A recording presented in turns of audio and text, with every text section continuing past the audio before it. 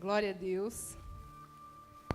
É uma honra poder estar aqui e compartilhar com vocês aquilo que o Senhor tem derramado no meu coração.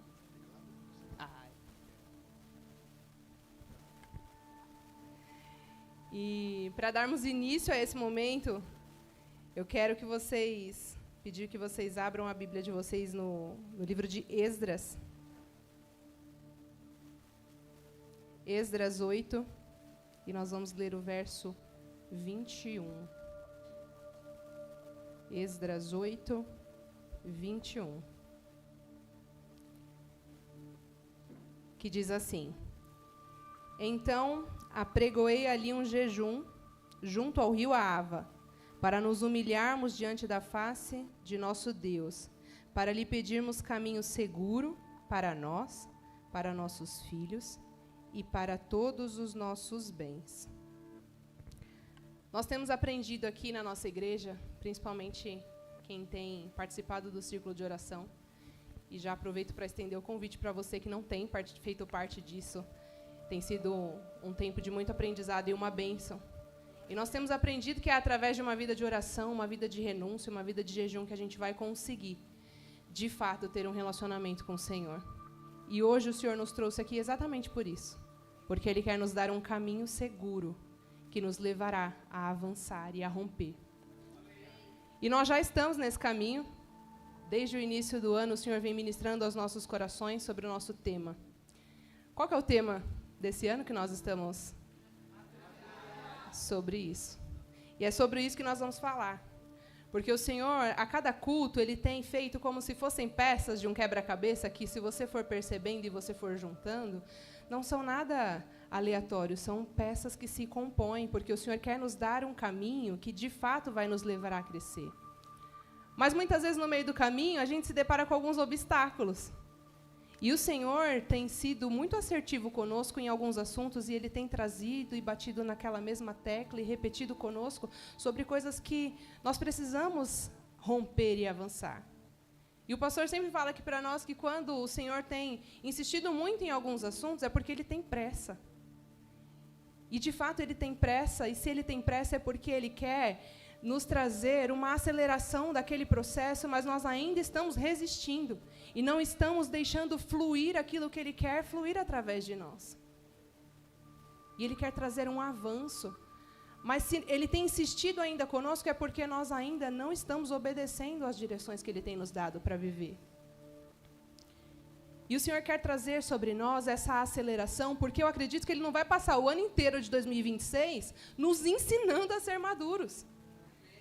Ele quer, de fato, que a gente tome posse daquilo que Ele tem derramado desse altar, mas que a gente se posicione naquilo que Ele tem derramado sobre nós para aprender o que nós precisamos aprender.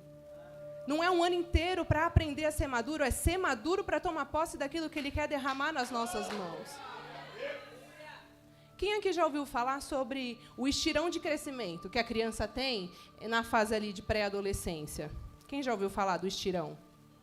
É basicamente isso que o Senhor quer fazer conosco enquanto igreja família. O estirão de crescimento nada mais é do que uma aceleração do crescimento. A criança não cresce só em estatura. Ela cresce, ela desenvolve o corpo. E é isso que o Senhor quer trazer sobre nós. Ele quer desenvolver nós enquanto corpo de Cristo. Ele quer nos fazer avançar e romper. Nesse momento de estirão, a criança ela cresce na sua altura, mas ela passa a desenvolver musculatura. É nessa fase que as meninas desenvolvem as mamas. E é nesse momento que o corpo vai tomando um outro formato. E o Senhor quer trazer um novo formato para nós. Mas nós precisamos estar debaixo daquilo que Ele quer nos ensinar. Muitas vezes nós nos colocamos diante do Senhor, sempre na defensiva. Tudo que a gente ouve nunca é para nós, é sempre para o outro. Então, a gente ouve uma direção, a gente ouve uma palavra e, de forma imediata, a gente já fala assim, nossa, se meu irmão estivesse aqui, ele ia ser tão edificado com essa palavra. Se meu marido estivesse aqui, ele precisava tanto ouvir isso. Se meu filho, se aquele meu colega de trabalho. Mas deixa eu te dizer, se o Senhor tem insistido em assuntos conosco, que hoje é você que está aqui, é porque Ele quer, de fato, tratar o seu coração para que você consiga romper nesse caminho. Porque a largada já foi dada, não tem como mais voltar para trás, a gente já colocou a mão no arado. Então, que nessa noite você se coloque sensível diante do Senhor, para ouvir aquilo que Ele quer ministrar aos nossos corações e, de fato, absorver a porção que é para você. Eu vou pedir para que vocês abram na Epístola de Efésios. E nós vamos, através dessa mensagem, passear por Efésios, então mantenha a sua Bíblia aberta aí, para ficar mais fácil na medida em que a gente for decorrendo. Quando Paulo escreveu a Epístola de Efésios, ele estava preso em Roma, mas ele já tinha passado por Éfeso, e ele já tinha estabelecido uma igreja lá. Mas ele sabia que aquele povo ele estava envolto de uma cultura pagã, e que aquelas pessoas, por mais que ainda já estivessem vivendo no Evangelho de Cristo, eles podiam facilmente ser levados por qualquer vento de doutrina. Então, o propósito de Paulo, na medida que ele manda essa carta para eles, era, de fato, mostrar para eles que eles tinham um caminho a ser percorrido. E nós, não muito diferente do cenário em que eles estavam, estamos num cenário onde é rodeado todos os dias no nosso trabalho, na rua onde a gente sai, a gente encontra pessoas que acreditam em outras culturas, que servem a outro Senhor. E a gente sabe que, de forma sutil, às vezes, o inimigo vai lançando algumas mentiras. E nós vamos abraçando aquilo e carregando como a maior das verdades. E muitas vezes a gente se perde naquilo que o Senhor tem para nós. Então é por isso que hoje Ele nos trouxe aqui, porque Ele quer, de fato, nos mostrar o caminho. E o imaturo, irmãos, o imaturo ele não tem senso de direção. Então é por isso que ele precisa que alguém direcione o caminho. Mas muitas vezes, quando nós somos imaturos, a gente fica tão resistente a receber aquilo que nós estamos recebendo quanto direção, porque a gente acha que a gente já sabe. A gente não precisa, a gente já sabe o que precisa ser feito. Eu tenho um filho de 5 anos e eu acredito que nós estamos em família, então todos vocês conheçam o Léo. E o Léo é um menino super esperto e, de fato, às vezes ele me surpreende, mas ele é imaturo. Ele precisa de direção. Mas, às vezes, eu vou dar uma direção para ele e ele se opõe, porque ele é imaturo. E ele acha que aquilo que ele sabe já é o suficiente. Então, às vezes, eu quero ajudar ele numa tarefa, numa lição de casa, e eu vou tentar ler para ele a descrição do que é para fazer, e ele já está assim, não, mãe, esse aqui eu já sei, esse eu já faço. Só que, na hora que ele vai fazer, dá errado. Quantas vezes nós agimos dessa maneira? O Senhor tem dado uma direção sobre nós, mas a gente resiste em ouvir porque a gente já sabe o que precisa ser feito, a gente já sabe qual o caminho que é para percorrer. Mas a palavra do Senhor diz em Provérbios 9, verso 9, dá instrução ao sábio e ele se fará mais sábio. Ensina ao justo e ele crescerá em entendimento. É sobre isso. Nós já estamos avançando, nós já saímos, nós não estamos mais na largada, nós já estamos avançando. Nós fomos ministrados aqui durante os 12 dias de consagração, então, em várias áreas, o Senhor já tratou coisas conosco que nos fez sair de um lugar para crescer e avançar nele, mas ainda existem obstáculos que precisam ser superados. E é para isso que o Senhor nos trouxe aqui hoje. Então, a partir do verso 1, Paulo começa ali agradecendo a Deus pelas bênçãos que ele havia derramado sobre o povo de Deus, mas a partir do verso 15, ele diz assim, pelo que, ouvindo eu também a fé que entre vós há no Senhor Jesus e o vosso amor para com todos os santos, não cesso de dar graças a Deus por vós, lembrando-me de vós nas minhas orações, para que o Deus de nosso Senhor Jesus Cristo, Pai da glória, vos dê em seu conhecimento espírito de sabedoria e de revelação, tendo iluminado os olhos do vosso entendimento, para que saibais qual seja a esperança da sua vocação e quais as riquezas da glória da sua herança nos santos, e qual a sobreexcelente grandeza do seu poder sobre nós, os que cremos, segundo a operação da força do seu poder que manifestou em Cristo, ressuscitando-o dos mortos e o pondo à direita nos céus, acima de todo principado e poder, e potestade e domínio, e de todo nome que se nomeia, não só neste século, mas também no vindouro.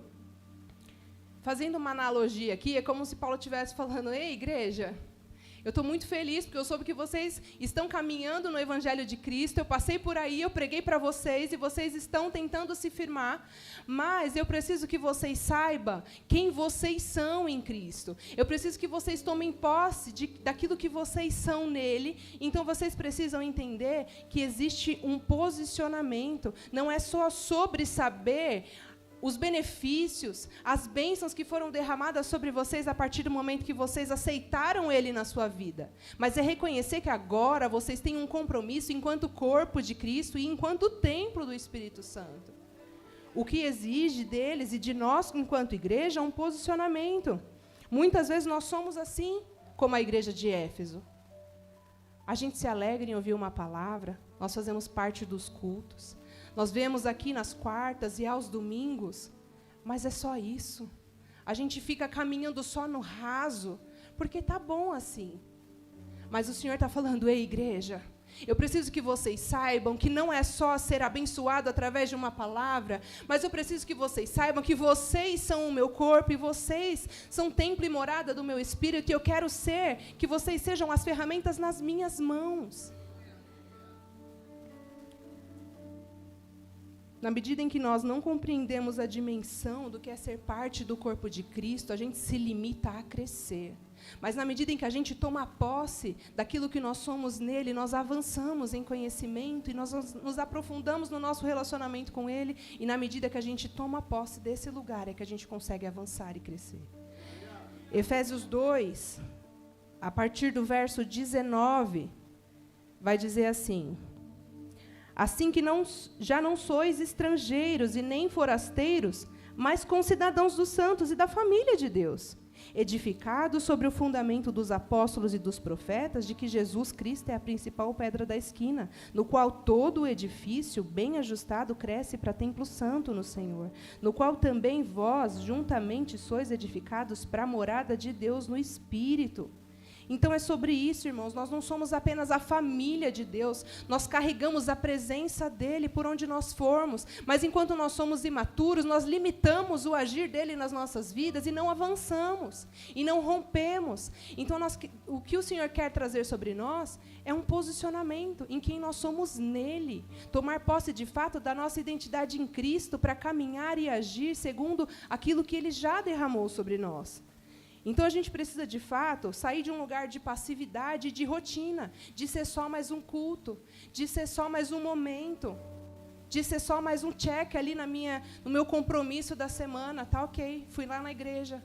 O Senhor quer muito mais que isso, Ele quer relacionamento conosco, Ele quer profundidade conosco naquilo que nós precisamos viver com Ele. Mas será que, de fato, a gente tem se permitido ser um templo santo do Senhor?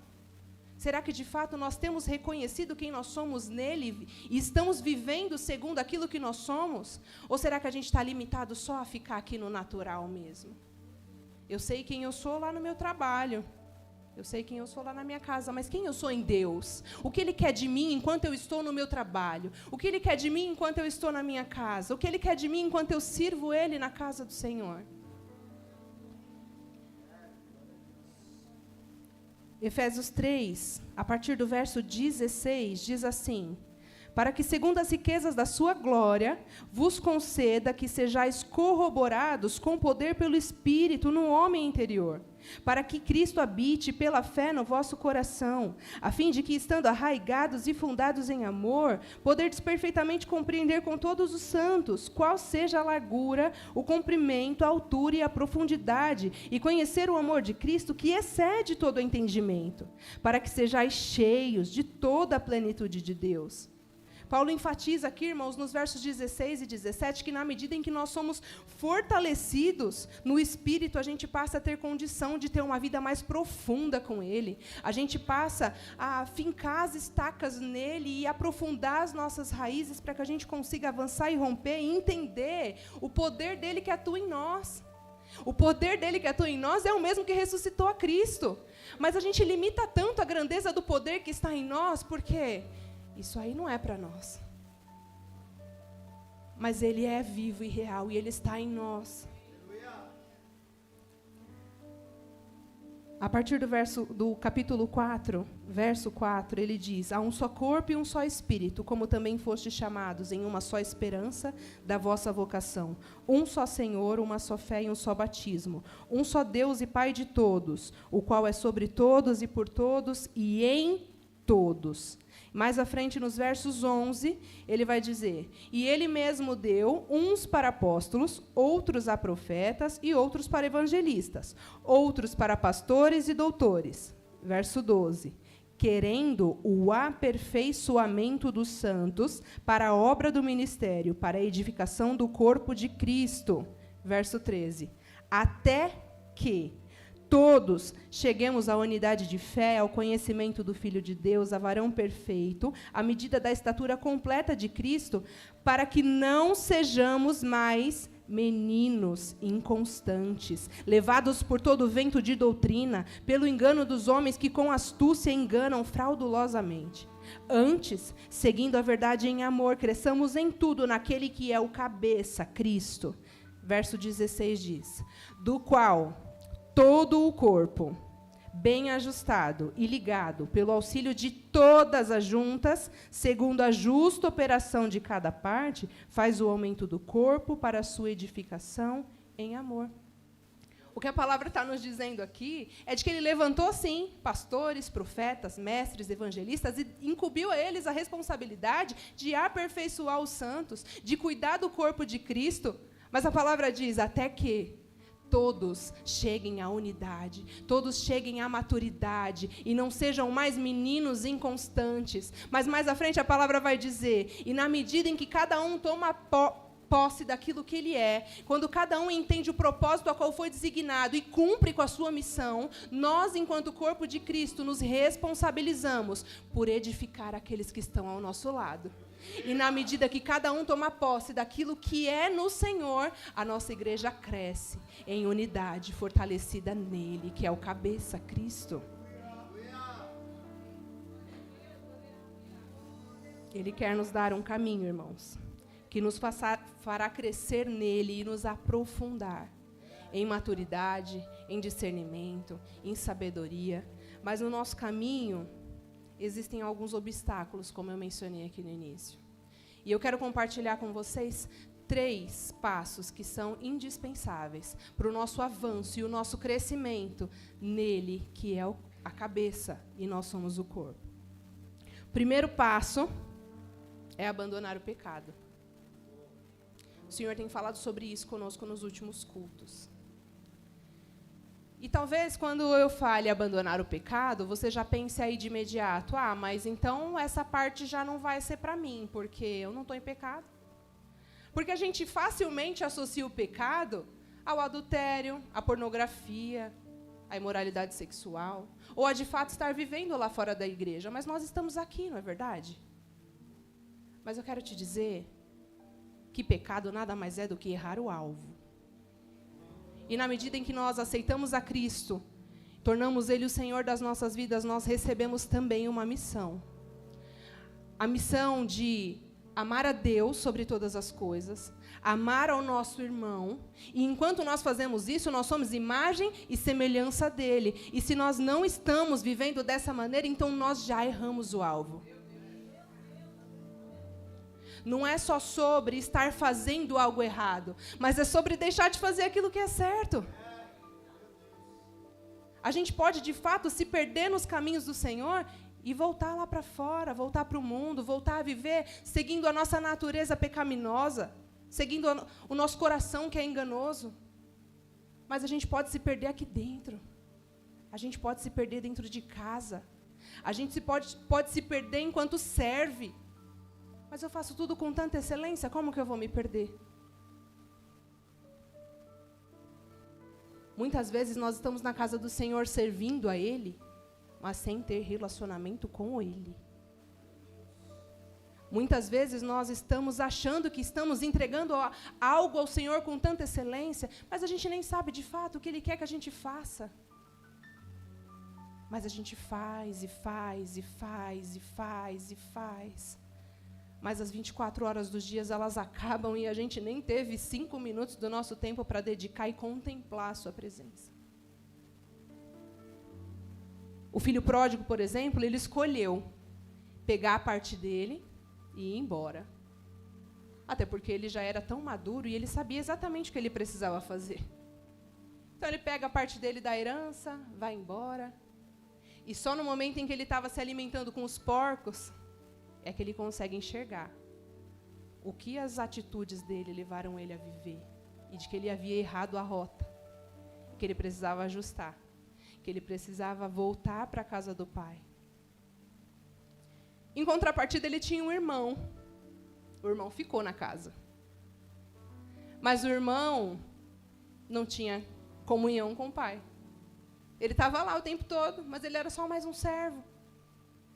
Ele fazia com excelência todos os afazeres que eram precisos ser feitos, mas ele não contemplava a companhia do pai. Ele não desfrutava da mesa. Quantas vezes nós estamos vivendo aqui dentro, mas deixando de contemplar a presença do pai? Quantas vezes nós estamos aqui fazendo tantas coisas, mas de fato nós não nos sentamos à mesa com ele? A palavra diz que aquela dracma foi perdida dentro de casa. E aquela mulher precisou começar a varrer a casa, e eu imagino que ela começou a levantar os móveis, e procura em um lugar, e procura em outro. E nós somos mulheres aqui, quando a gente vai faxinar a casa, vocês vão saber. Às vezes a gente está limpando e limpando, e a gente descobre que existiam coisas que estavam perdidas dentro da nossa casa, que a gente nem sabia. E às vezes a gente está tão no automático, que a gente já perdeu coisas em nós, mas a gente nem sabe que elas estão perdidas. O que será que o pecado fez a gente perder? Será que ele te fez perder a sua essência? Será que ele te fez perder o primeiro amor? Será que ele tem feito você perder a comunhão com o Pai? Que a gente consiga refletir nisso. Porque o Senhor quer, de fato, nos fazer crescer, e o pecado ele vem para invalidar, para sujar a nossa identidade, para manchar quem nós somos e nos tirar do alvo. Mas Efésios 4, a partir do verso 17, diz: E digo isto, e testifico no Senhor, para que não andeis mais como andam também os outros gentios, na vaidade do seu sentido, entenebrecidos no entendimento, separados da vida de Deus, pela ignorância que há neles, pela dureza do seu coração, os quais, havendo perdido todo o sentimento, se entregaram à dissolução, para com avidez cometerem toda impureza. Mas vós não aprendestes assim a Cristo, se é que tendes ouvido e nele fostes ensinados, como está a verdade em Jesus, que quanto ao trato passado vos despojei do velho homem, que se corrompe pelas concupiscências do engano, e vos renoveis o espírito do vosso sentido, e vos revistais do novo homem, que segundo Deus é criado em verdadeira justiça e santidade. E aí, a partir do verso 25... eu não vou ler tudo aqui agora para a gente não tomar tanto tempo, mas ele vai dizendo: deixe a mentira, irai-vos e não pequeis, não dê lugar ao diabo, aquele que furtava, não furte mais, não saia da vossa boca nenhuma palavra torpe, e não entristeça o Espírito Santo de Deus. Toda amargura e ira, cólera, gritaria, blasfêmia e toda malícia seja tirada de entre vós. E, de fato, antes de nós recebermos a Cristo nas nossas vidas, era assim que a gente vivia. Segundo aquilo que nós acreditávamos enquanto verdade, nós permitíamos que da nossa boca saíssem palavras de maldição, porque nós até então não entendíamos que palavras são decretos e que tudo aquilo que nós proferimos tem poder. Mas, a partir do momento em que nós nos tornamos filhos dele, nós temos essa compreensão. Mas por que será que muitas vezes nós ainda temos permitido que da nossa boca saiam palavras que trazem maldição para dentro da nossa casa?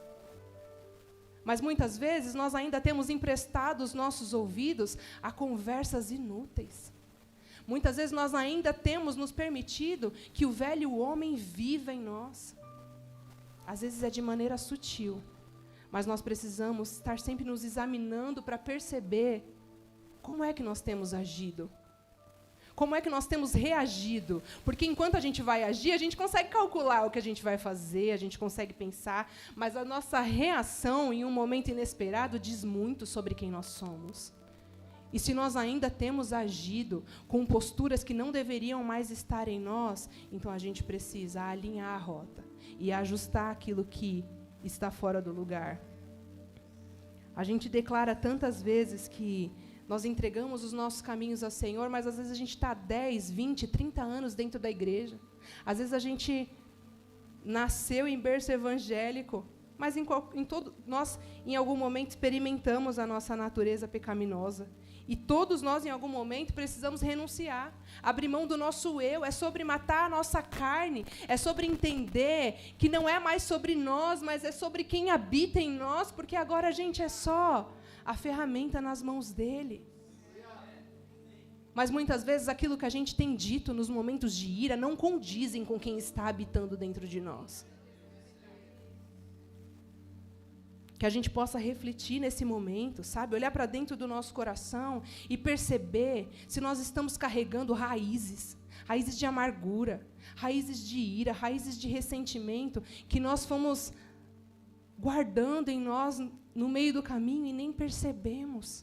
Mas que a gente possa hoje se colocar diante do Senhor com humildade, não permitindo com que o orgulho nos impeça de avançar nele e de reconhecer as nossas falhas. E quando nós reconhecemos aonde nós estamos errando o alvo, isso nos mostra que nós estamos, de fato, no caminho da maturidade.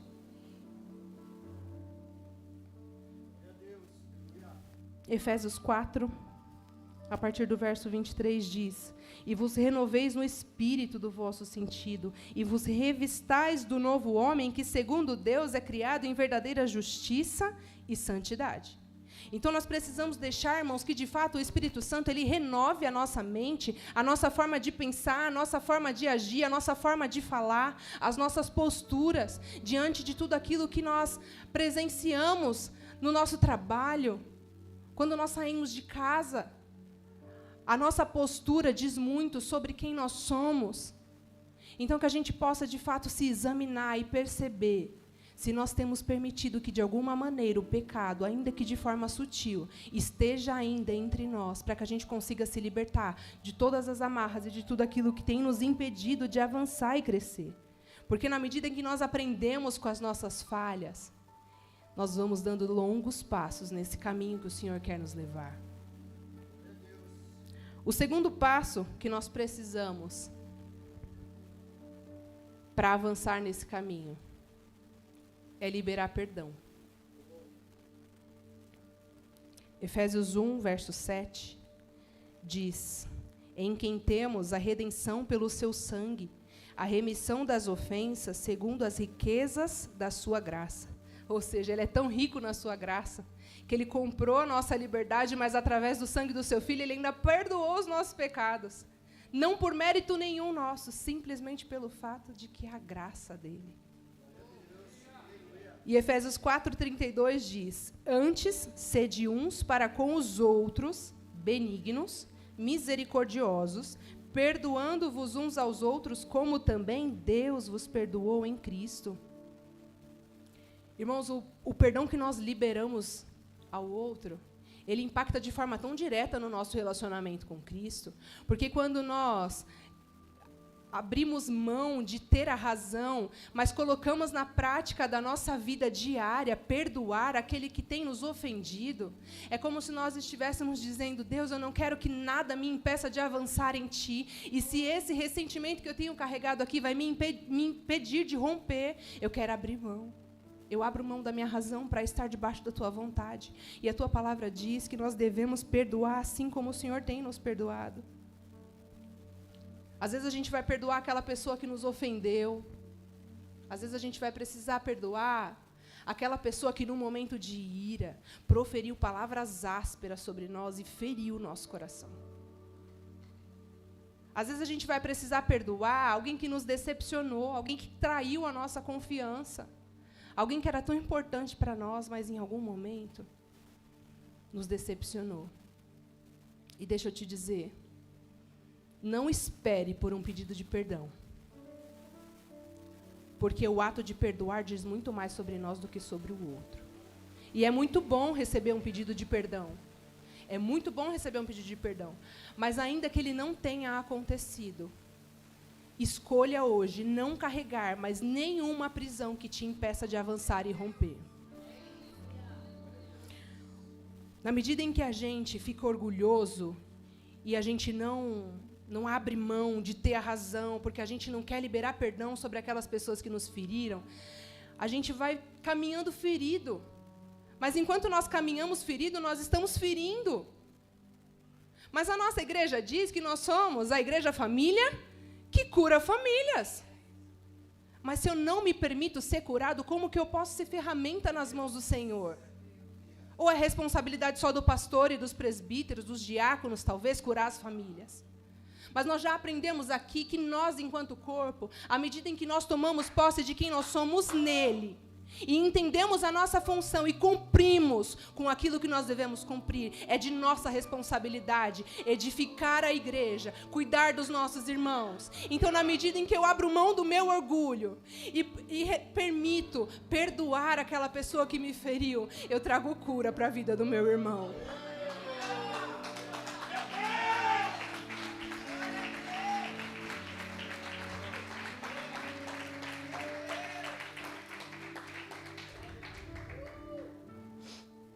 Às vezes, você foi a pessoa que feriu.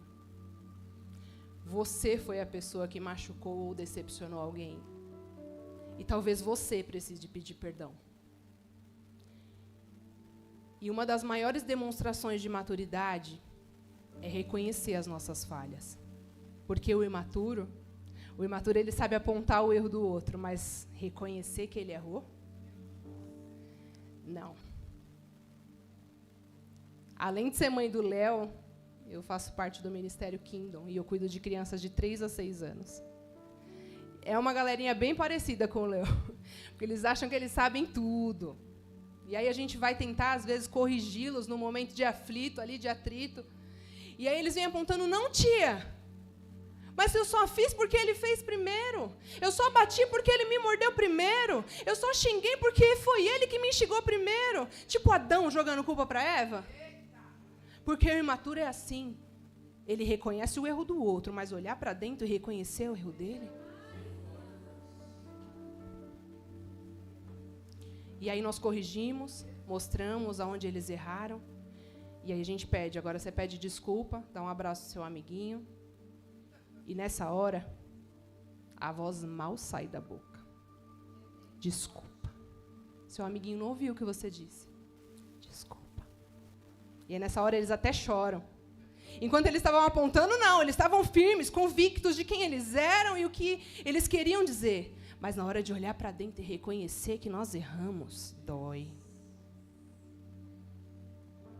Mas quando nós abrimos mão de qualquer orgulho para reconhecer que nós também falhamos, nós damos longos passos nesse caminho de maturidade que o Senhor quer nos fazer avançar.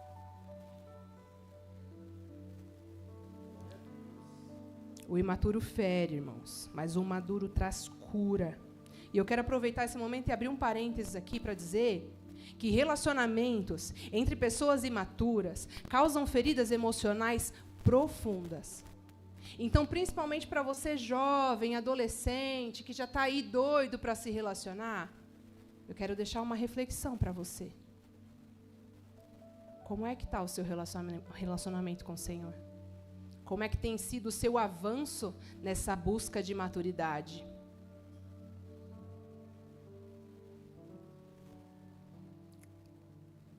O perdão, irmãos, é uma das demonstrações mais poderosas de maturidade. A partir do momento que a gente escolhe perdoar, é como se a gente estivesse escolhendo se libertar de tudo que nos impede de avançar.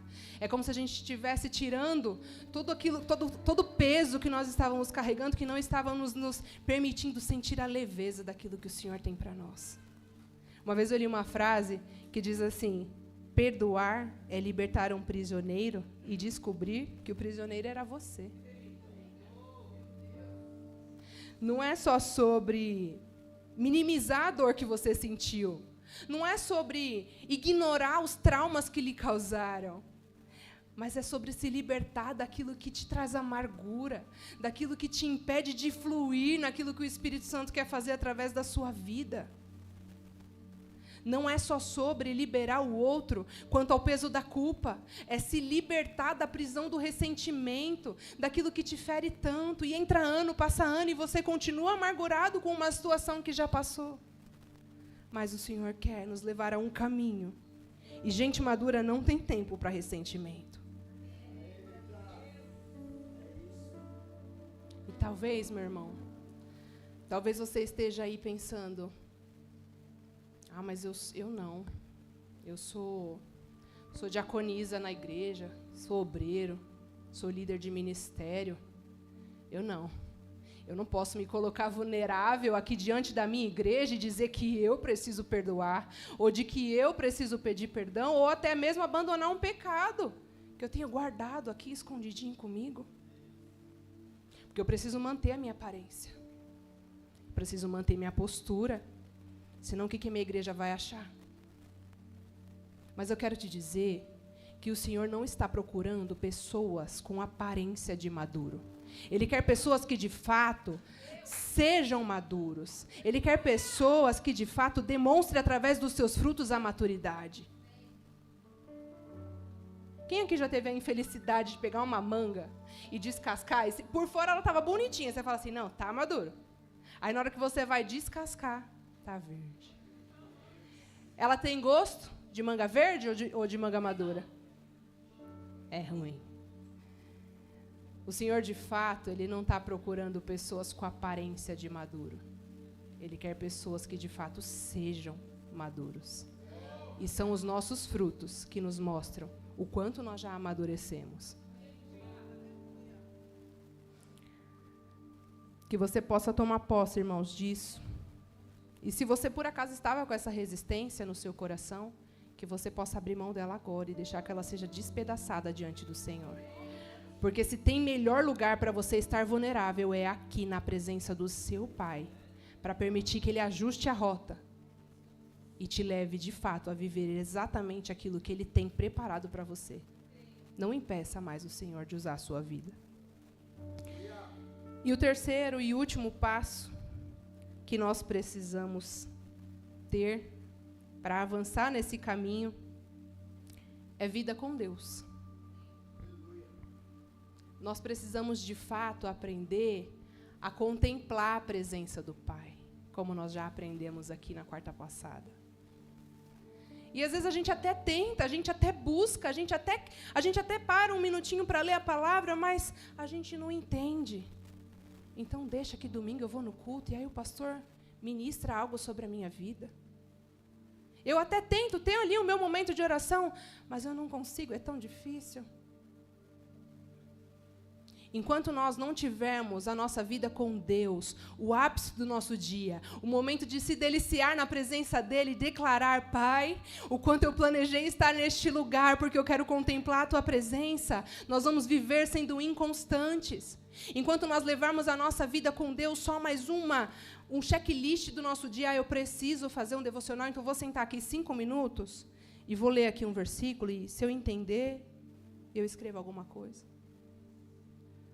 Enquanto a gente se limitar a permitir que o nosso devocional com Deus seja só um aplicativo de celular que me dá algo pronto, e eu não estou criticando, não, porque é bênção do Senhor. Muitas vezes o Senhor falou comigo em transporte público, no meu dia de trabalho, usando um aplicativo de devocional. Mas se você limita a sua vida com Deus a um aplicativo de devocional pronto, eu quero te dizer que você está só tomando leite, enquanto o Senhor queria que você se debruçasse diante da mesa com Ele e se alimentasse do arroz e do feijão que Ele quer derramar sobre você.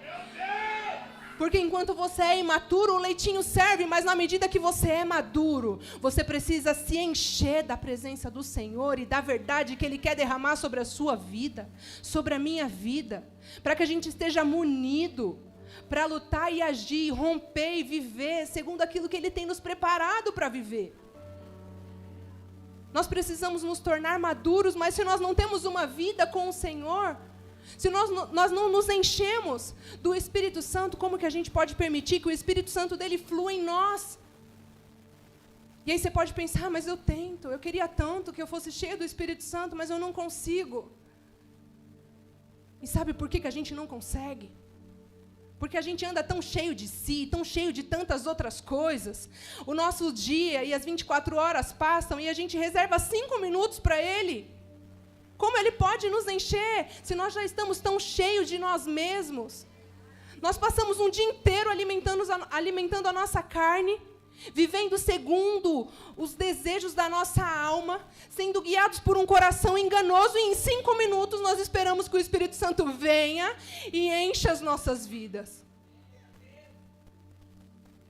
Nós seremos cheios no momento em que nós entendemos que a nossa vida com Deus precisa ser, de fato, um tempo em que a gente venha saborear a presença dEle, contemplar a presença dEle, sem pressa de que esse momento acaba. E a gente precisa viver, como o pastor Marcelo já ministrou aqui, estando no ambiente dEle. Mas o nosso erro é porque a gente tenta inserir Ele no nosso ambiente, enquanto a gente está correndo para levar o filho na escola, enquanto a gente está correndo para trabalhar e para fazer os serviços da casa, a gente tenta encaixar Ele no nosso dia, quando, na verdade, nós deveríamos estar encaixando todas essas coisas na nossa relação com Ele.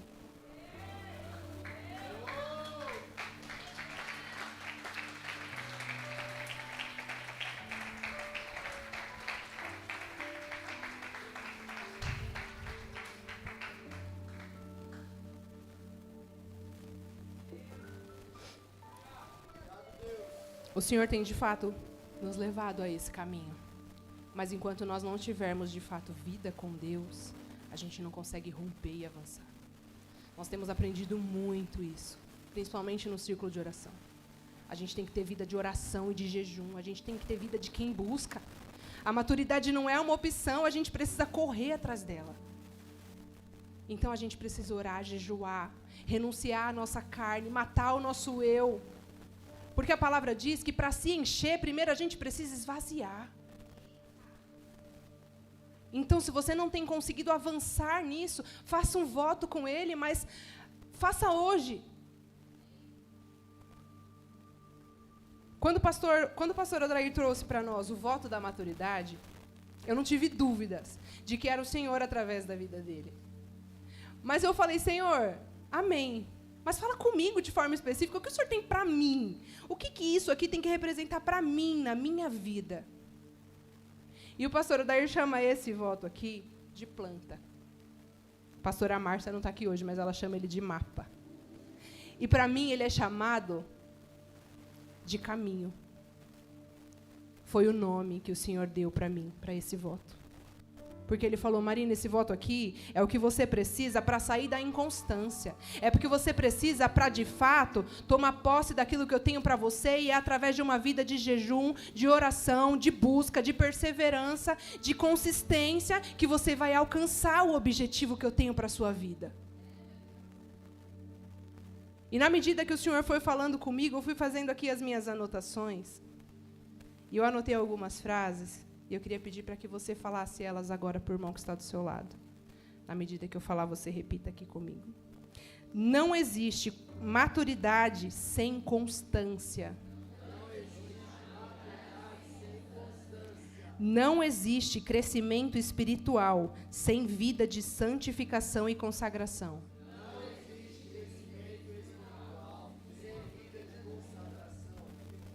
E não existe vitória sem perseverança e dependência de Deus.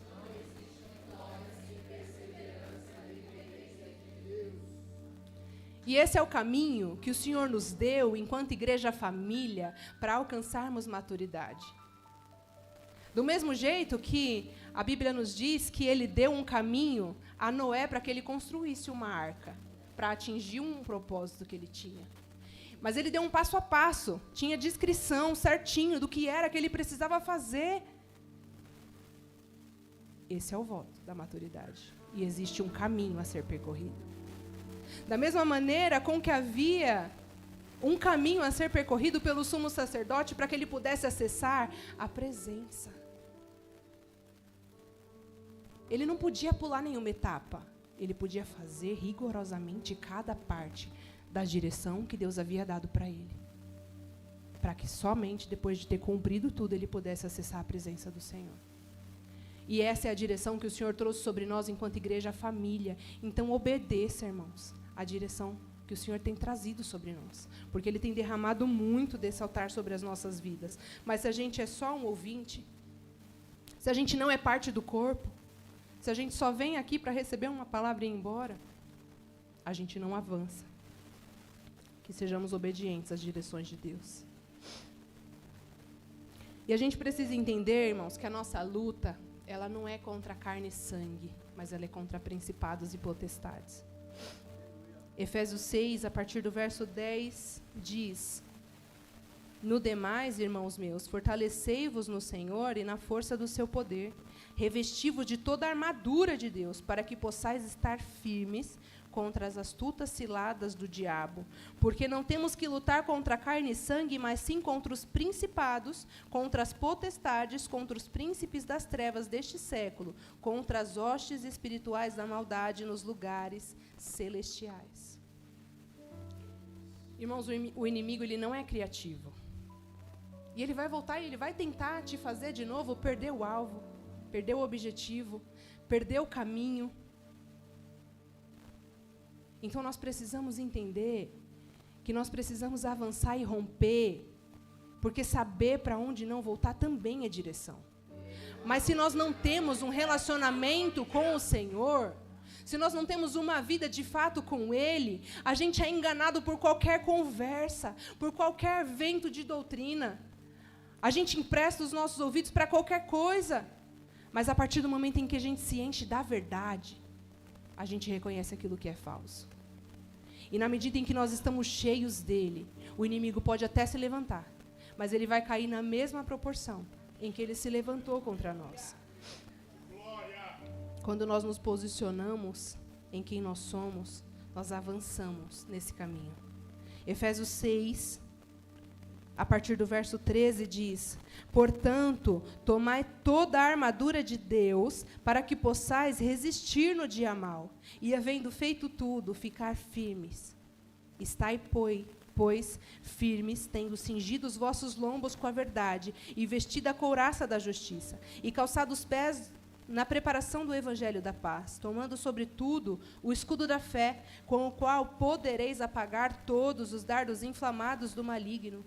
Tomai também o capacete da salvação e a espada do Espírito, que é a palavra de Deus, orando em todo o tempo, com toda oração e súplica no Espírito, e vigiando nisso, com toda perseverança e súplica por todos os santos.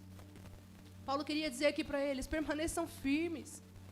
Vocês precisam se manter guardando a mente de vocês, porque o inimigo ele vai vir e ele vai tentar fustigar a sua alma, ele vai tentar bagunçar com o seu psicológico, ele vai tentar trazer dúvida, ele vai vir com o espírito de engano sobre a sua vida, ele vai tentar te fazer rebelde, não obedecendo às direções que o Espírito Santo tem sobrado sobre você. Mas nós descobrimos que a nossa guerra não é contra carne e sangue. Então nós precisamos tomar as ferramentas que o Senhor tem derramado nas nossas mãos para lutar com as ferramentas certas. Às vezes a gente perde tanto tempo tentando enfiar algo na cabeça do nosso familiar, do nosso filho, do marido, não sei. Não é sobre isso. É sobre lutar com as armas certas, é sobre ter vida com Deus, é sobre abandonar o pecado, é sobre manter os nossos olhos fitos nele e nos render a viver de fato aquilo que ele tem preparado para nós, sendo fortalecidos por ele. Às vezes a gente acha que o inimigo ele vai trazer só o pecado na nossa vida como armadilha para nos paralisar no caminho. Mas, na verdade, a arma que ele mais tem usado são as distrações. Enquanto a gente anda distraído, ele está fazendo uma bagunça na nossa vida e a gente não está vendo porque a gente está distraído. Ele podia lá dar logo um laço e amarrar, mas ele fala: não, eu vou encher de enrosco aqui. Eu vou distrair ele, que ele vai perder tanto tempo tentando desatar isso daí, essa situação que ele está. Ele tem focado tanto no natural daquilo que ele tem vivido, que ele esqueceu de olhar para o alvo. Ele esqueceu que ele tem um pai e um Deus que podia resolver essa situação dele em 1 minuto.